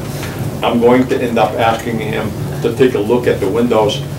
The individual that I spoke to today ended up giving me some great information on the way to go for a public building, because they deal with public buildings as a corporation, and he gave me some insight as to the type of windows to look at and how to correct an issue with the fact that above those windows all you have is a panel layer. It's not glass, it's not anything other than like a plywood or some type of just a blocking. It's some type of blocking. And there is windows that are available, much like these here, where the top portion of it is they actually put it in as one unit, and it has an insulation panel at the top, so that energy-wise, we're looking at that. Yeah. So I didn't want to give you too much today because I don't have a lot of that information to give you. That's right. Has Larry given you an idea of how much insulation you should have in the building? That's what you were looking for. That's going back to what, and The ceiling- it goes in the right direction, but if I may interrupt you for a minute, well, it's still a little bit backwards, because the energy audit is going to basically go in there and say, Okay. What a you window should- that size needs to be a certain RUV value. Okay. Right. So So it's not versus just going to a insulation, contractor it's the saying, hey, windows let's use an and- XYZ, Yeah. and find out it still doesn't meet the Doesn't energy meet the- audit that yeah. we're having done next. Wow. We should have that audit done first, because they may want to say, in order to meet the criteria, because of the size of, you may have to make smaller windows and thicker insulation in the walls and certain in the ceiling. They have a formula for figuring, then they'll say, you need to use these specs in these spots.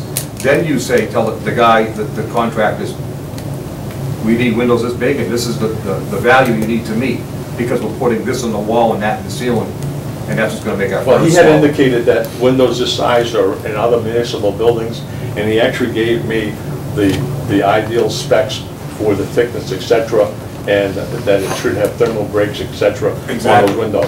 But the formula isn't just based on the window, it's based on the walls and the ceilings That's too, and correct. that's what he needs to, don't let somebody send you down the wrong road. You need the whole recipe before you That's start. correct, but I also have some insulation companies that are coming in, and it will be brought up, as far as the ceiling will be brought up to the standard we have today, and the standard is around 40 R Right. for this section of the I don't- country. At this point, I don't think we're gonna get much further, with the update. We have a lot more questions and work to get done. Right, and I'm gathering some information, that's why I wanted to at least give you some level of where we were. Darren? Just one last thing. It looks like community preservation is going to be a viable source of funding at some point down the line, but I know the board had talked about performance contracting. Now, one of my understandings of performance contracting was that initially they would do an energy audit as part of the initial one of the first steps of their process. Has the board sort of put that on the back burner, or is there still some plan to maybe solicit some We've put it in his hands. oh, God. I would be open to get some proposals, but I don't think we should jump into anything yet until we, I found that information is being gathered, but because I was already looking at a number of things, I took that on as the overall All right, project. what board do you serve on? Because maybe I'll come to one of your meetings. All right, any other new business? A very brief one. Yes? I've received a letter from Ahimsa Haven Animal Rescue in Winchendon, and they have expressed interest to the town in leasing from us the currently unused, not vacant, but unused animal shelter that we have in the DPW yard. I think that is a very viable use for that facility. I'm going to engage them in a discussion and hopefully come back with a positive report after the first of the year. They're interested in a lease in the range of 3 to 5 years. They have a large operation in Winchendon. They frankly would like to grow their facility. They need more space. They love the location because the people that come to adopt their pets, it's just dogs and cats. They said, well, the occasional ferret, if someone, has a pet like that they can't handle anymore. But because of the access to the Route 2 on and off ramp, it would be an ideal location as a facility for them to let the public come in and select a cat or dog to take home. They're a very reputable organization. I just wanted to bring to the public's attention that it would be an ideal use for that facility. And we could generate some revenue, too. So it could be a win-win situation. Won't be a lot of revenue, but at least the building will be maintained, well cared for, and they'll pay us a little bit on top. Kate? Okay, that's good. Virginia? Last night, one of the ladies at the Historical Society approached me and asked me if I thought, she said, apparently in the past when they've applied for grants, the town has paid them back with the cost of doing that. And she asked me if I thought that we would still be doing that. And I said, I really have no idea because I was not ever involved in that. So it's... The Historical Society's Was putting that in the for green? CPC money, like for the Grange?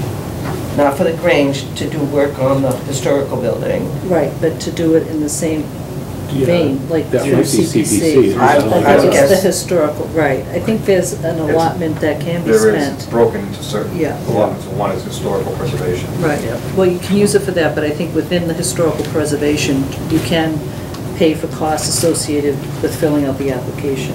But that's something that they would have to bring up with That's CPC, CPC. She seems to think that they had to go to the Board of Selectmen to get the money back before. So I just wanted, she said that she would be sending a letter or bringing a letter over, so I haven't seen it, but I'm happy to engage her. So back to 252, who do we contact at Dunkin' Donuts to tell them that's available?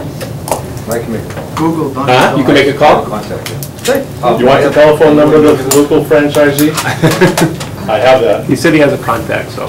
He said Did you he want to say was in, something, Kurt? so- Yeah, I have, it's new business in relation to some of the old business we talked about. Question to the board, where do we draw the line on back taxes versus permits in town? So that is a huge problem we have. I think there's, if I'm not mistaken, maybe Mr. Ritter can chime in, I think council had mentioned something about it, or maybe could be wrong, maybe we just idle conversation. And I'm not just talking if they owe back taxes on this piece. I'm talking if you owe back taxes on this piece, and your name or your entity or your hidden entity is on this piece, you still should be denied a permit. I don't know if we need a local bylaw or if a state bylaw or something covers us and we're just not enacting it, but that is a huge problem in this town as well. And that would put more money into coffers. Yeah, I think part of that is what we had discussed It's a community couple of choice. meetings ago, where we really can't do anything to an individual until they're a year behind, which we need to change. But we also have a bylaw that says that the tax collector shall annually furnish to each department, board, commission, or division that issues licenses, permits, etc., including renewals and transfers, a list of any person, corporation, or business enterprise hereinafter referred to as the party that has neglected or refused to pay any local taxes, fees, assessments, benefits, or other municipal charges for not less than a 12-month period. And I have a question here. Wouldn't a municipal, I'm thinking of the sewer department that is having such a heck of a time, you know, that would be a municipal charge, would it not? Yeah. And I mean, so I think, Also, maybe. I know Larry had told me that he only got a list from the tax collector once since he's been here. And Larry's been here longer than me, so. And one of the problems we have is that they look at the address, they'll look at, I'll just say Correct. 1A Street, I don't know if we have an A Street down, 1A Street. But if they owe 10,000 on 2A Street, they still give the permit for one. Say, no, one's all caught up. Right. Well, yeah, they want to do something on that. And that's the hole in the dam we gotta put our finger in. So we just don't have a Well, I guess specific... one thing to maybe, just based on what Sue had read there, if that list that you have right there, you're gonna put on the web, if we can get that in hard print, and get everybody's mailbox in the morning. A little memo stating that these are delinquent taxpayers based on this. Yeah. At least all boards should be able to at least attack it from right there versus hoping. It's posted on the website, Waiting if for- that's... No, but what I'm saying is that not every board at every meeting has the website in front of them. Do you know what I mean? Yeah, somebody comes before you. Before you have the list, it was Right. published as of this Right. date. Sorry, but you're on here 7 times. I can't They should act on check what you before want to they do do it. tonight Right. until you Right. clean this up. Right. I think that's the only way we can start, but start now, just talk about it now and forget about it, so we can work on it now, get that list in everybody's mailbox tomorrow morning. I'll tell you, this is what I understood it to be. It's somebody in town who was delinquent in taxes. They bought another property in town and applied for a building permit to fix that place up. They were granted the building permit. When I questioned Larry about it, he went up and spoke to Donna, because it's Donna who calls over to the tax collector. And then Donna came down and said to me, why did you tell Larry that they hadn't paid their taxes? I checked that property, and I said, Donna, I wasn't talking about the property, I was talking about the person who purchased it. And she said, well, I just look up the property, and that's what I call Carol Leon. But Larry seemed to be under the impression that that it should be the person and all their entities, and not always does everybody know what the, I mean, we've got one developer in town that goes by his name, goes by 2 separate businesses. Yeah, and so, you know, and he owes taxes probably on most of them. So I wonder if, yeah, I mean, and I think it would help a lot if, and it's not picking on anybody, it's just not fair to everybody who's paying the damn taxes, and their fees, and their permit fees, and their licenses. Yeah, I would say if they'll, even if it's not the property. And if the list did go out, at least on a yearly basis, and get on the tax thing, and then everybody can always call, every department can always call my office to say, you know, I'm looking up this person, you know, does he have, and especially when it's like a developer or something, does he have any other names? And you can go right on the Secretary of State's website. You can search by his name, and then you can see all his entities that come, that person's entities that come up, you know, so if anybody wants to question if this is the same one, because I just had this question come up, evidently, I'm assuming Concom must have reported somebody to the DEP, and the DEP called me and they say, well, this person is saying that he doesn't own that. And I said to her, oh yes, that's his corporation, you know what I mean? So that's where it gets, you know, like the American Tissue thing, the corporate code, you know. Could we, through the board, is it worth having Mr. Ritter contact council and asking if over our rights to do the way we want to do it, or if it's specifically tied to the parcel, point, done, you know what I mean? He may not even need to call town council, he may be able to find out. Research it. But I can assure you tonight, right here and right now, the town, that the right to develop in a town, or the right to achieve a benefit, a permit, a license from the town, is a grant by the town as a whole and this board. It is not a right of a citizen to have said license, opportunity to develop, discharge permit, etc. You must comply with the requirements of law, and it is up to the select board or the appropriate licensing authority to determine whether you've met all of the terms and conditions, my emphasis added, all of the terms and conditions required.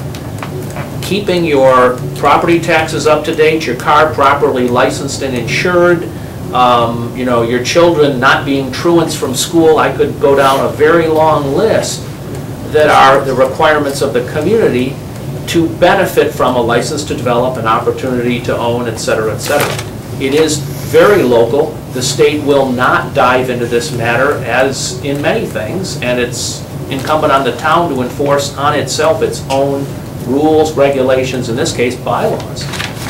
So simply put, if it's the consensus of town meeting, if it's the consensus as written in bylaw, or even an opinion of this board that you won't get an opportunity to develop another parcel of land or a buildable lot until your dog is properly licensed in the town, so be it.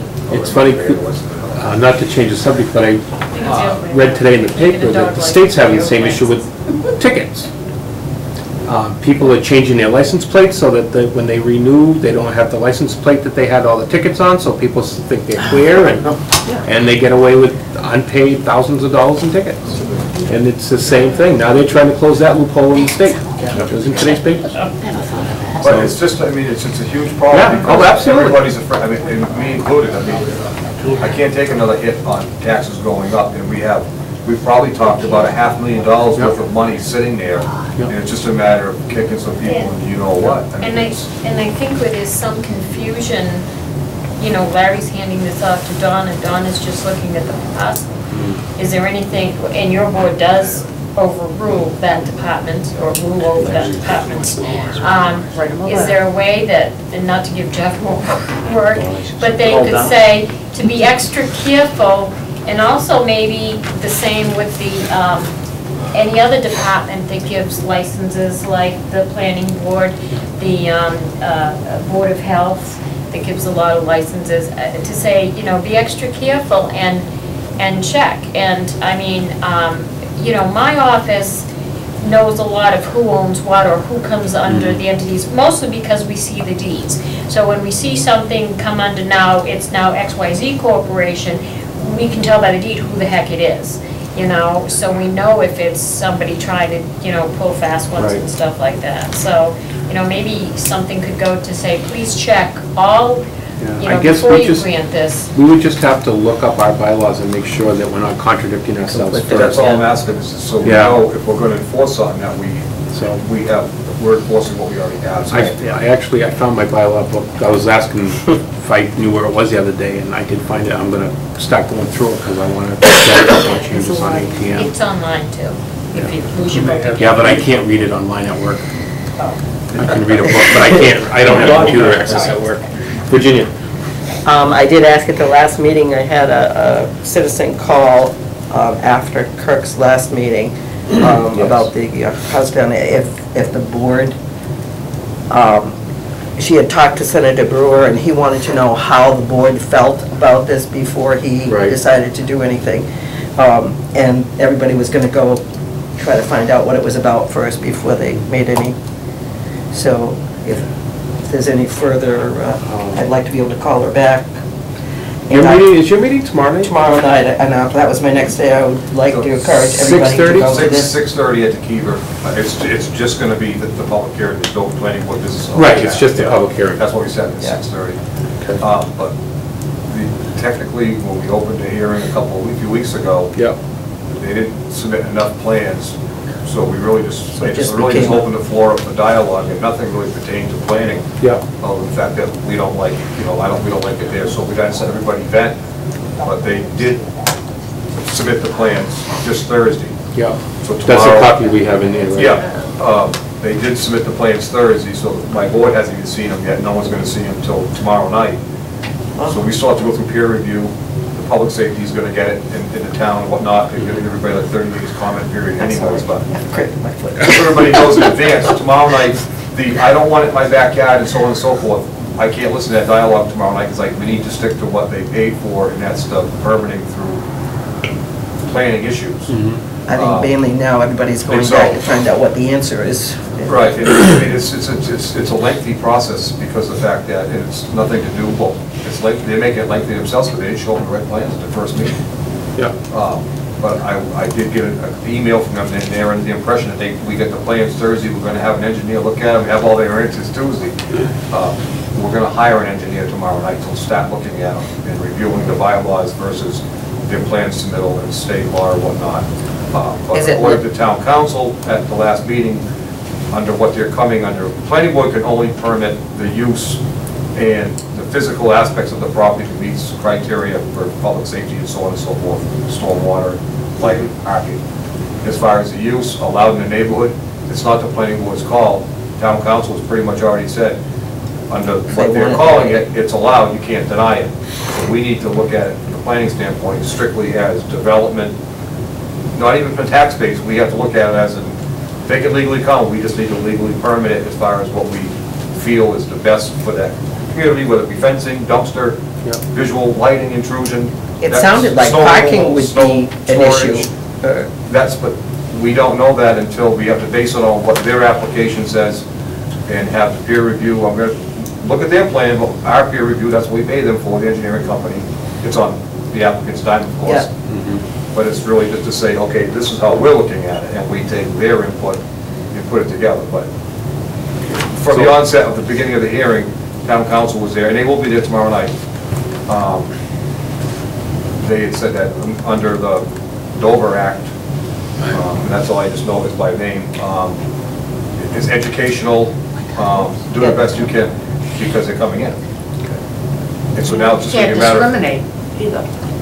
So now it's just a matter of if it can physically fit on the parcel.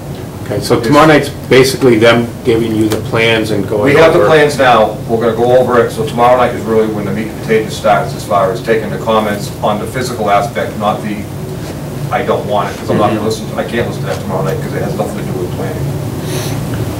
Okay. So everybody, hopefully 6:30 to Kiever, because it's still your town, it might not be your neighborhood, but it's still your town, so come in and see what they got. Well, another issue. Some time back, the committee for the 250th anniversary is supposed to come. As a committee that this board appointed and gave money to, my expectations from a financial standpoint would be that a requirement for the board would be to have them come forward, give an accounting of the money that they ended up having, as to where it went, etc., as to what the monies that they had left over and what they did with that.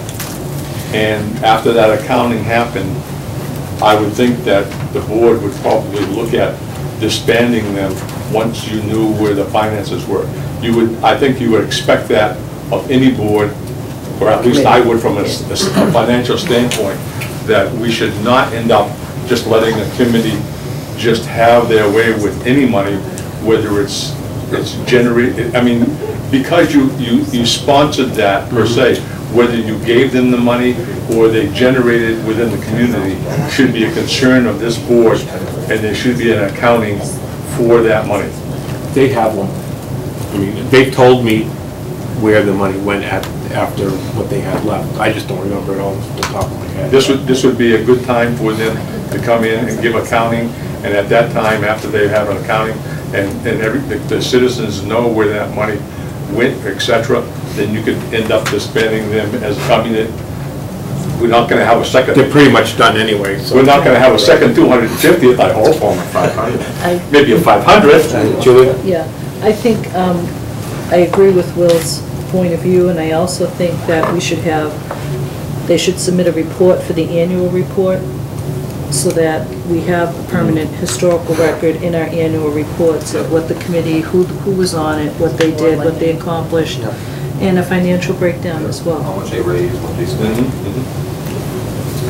I know they did give quite a bit at the end to different organizations. I don't remember them all off the top of my head. But it seems as though we have at least the right to know. Yeah, absolutely. You know, What was that? They did give. Was they that had, within their job description, so to speak, to be dispersed? Well, it was They their money. thought was charitable organizations versus coming back to the town. It was strictly for the 250th celebration and so on and so forth. I'm just asking the question. I have nothing against giving to charities, don't get me wrong. Can I speak to that? yeah, go I ahead. just don't know, I'm just asking. I had looked into this because when they were doing fundraising, there was an issue whether the town should keep track of it or the organization, because it was at town meeting that the committee was formed, and they were given $12,500 by a vote of town meeting as seed money to get it going. After that, they did create their own nonprofit entity for the 250th. So all of their money was not on the town books. It all went through the nonprofit.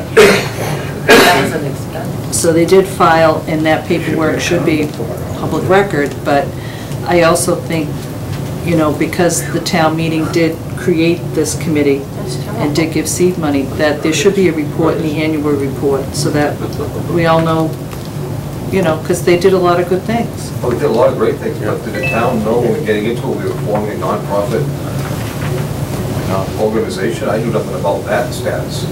We didn't know. I mean, they didn't have. Who gave permission to do so? I guess that's my next question. If the town Gave them seed money. gave this, the seed money and formed, or in the town formed this, or said who was gonna be on the committee, or appointed people to this committee, what then, right, did they have to go and do this? In my mind, this the non- town should have gotten that seed money back before they did anything with it. That's right. Well, But then what right did they have to form this non-profit committee? I don't know. I wasn't here at the time.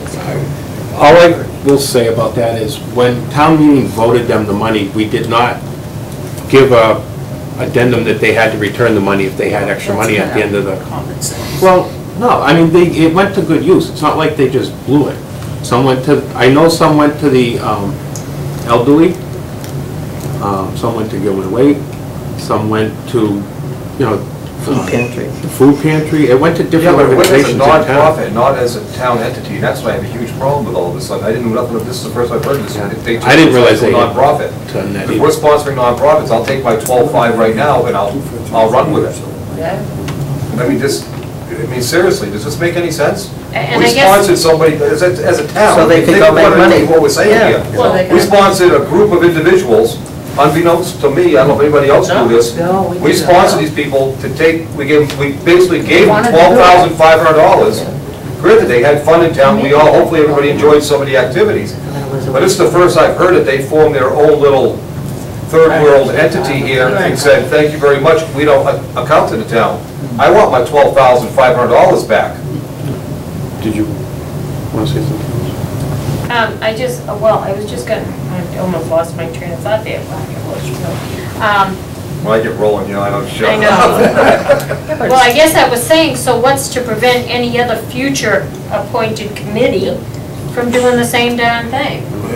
Thank God, the Give us seed municipal money and we'll go building do committee our did thing. that. Yeah. I have no idea, I don't know any of this, but my thought off the top of my head is they may have done that so that people donate, and companies donating to them Could could claim it write it as a off. tax Yeah. deduction. Very And that was probably their mindset when they did that. Yeah, but you could have still The deducted. old rescue squad was a nonprofit corporation of its own. For that exact reason. Probably the auxiliaries too, Well, when right? people gave what they knew. Yeah, but you still could, whether you made it out to the 250th or the town, I mean, for like, okay, we put It wouldn't have 250 been for fun. those banners. It was still advertising for the businesses, so it was still deductible, no matter who you wrote the check to. Well, I do agree that I think it would be nice if we had a report to put in the annual, the book. Well, we're I obviously, can tell you, you're not gonna see the 12.5 increase. we're not gonna get it back, right, obviously now, but it would be nice to at least know where it went. Yeah, And we can- in the future, I think we need to be more careful about how we Yeah. form that kind of a. No, because I did And it. the reason I brought it up per se is that, as you heard me say at an earlier meeting, I did approach one of the co-chairmen, and because of the need to put gutters on East Templeton, and I gave them a figure as to what it would cost for East Templeton, and asked if they could end up, since I knew that they had extra money, I had found out through one of their members, if they could end up helping that building out, and that's why I bring it up, is not that I'm trying to end up creating an issue, but for the accounting and the money. Whether it went to another thing, they should at least have an accounting. We didn't get it, that's fine. That was their decision.